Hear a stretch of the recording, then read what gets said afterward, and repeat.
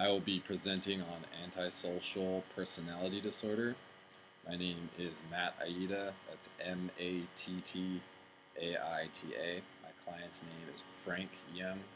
That's Frank. Last name Young. Frank is 32 years old. For differential diagnosis, we only have one. It's antisocial personality disorder.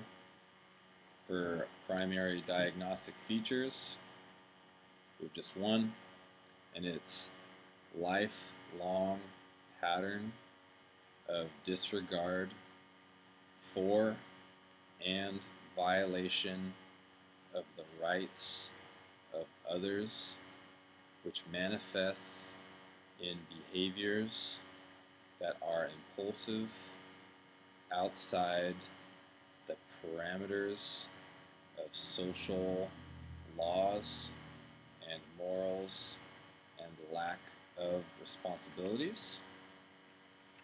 So, on to Frank's story. It's like I stated earlier, Frank is 32 years old.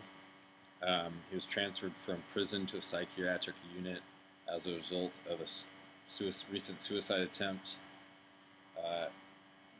Frank's history: his mother was a prostitute and drug addict, and he never found out who his father is. Early on, in early childhood, he would get in physical fights with other children, and that started in kindergarten. He constantly bullied other kids. He was suspended multiple times for this reason and eventually expelled from numerous schools. He's been caught torturing animals on a number of occasions when he was younger. And when he was 10 years old, Frank threw his baby brother out the window of the first floor, which is pretty crazy. After that incident, he was sent to a group home where he lived for several years. Frank began using drugs at 12. In early adolescence, Frank joined a gang where he was selling drugs and doing other numerous illegal things. He fathered his first child at 14. And at 17, he was arrested for charges that included theft, possession of illegal drugs, and assault. Finally dropped out of school at 15. At 17, he was sentenced to 2 years in prison for stabbing someone in a bar fight, which is kind of crazy. I don't know why he's in a bar at 17. During this imprisonment, he attempted suicide by hanging himself with an article of clothing. When he was 25, he had already fathered 6 children,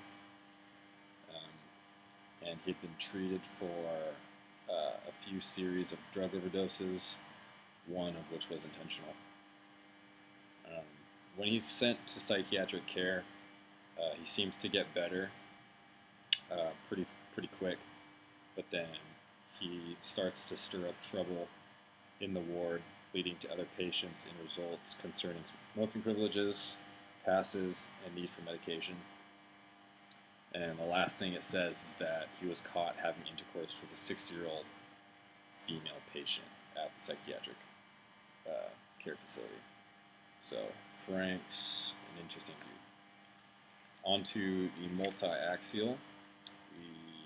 For the first axis 1, we have none. For axis 2, we have antisocial personality disorder. For axis 3, we have suicide attempts. That's suicide attempts. Axis 4, we have unstable family environment. Unstable family environment. And axis 5, we have a low score of 25. Last but not least, we have the theoretical perspectives. There's 2 of them. We have the biological perspective. Although it's still fairly unknown of the exact causes, but there is a possible genetic predisposition.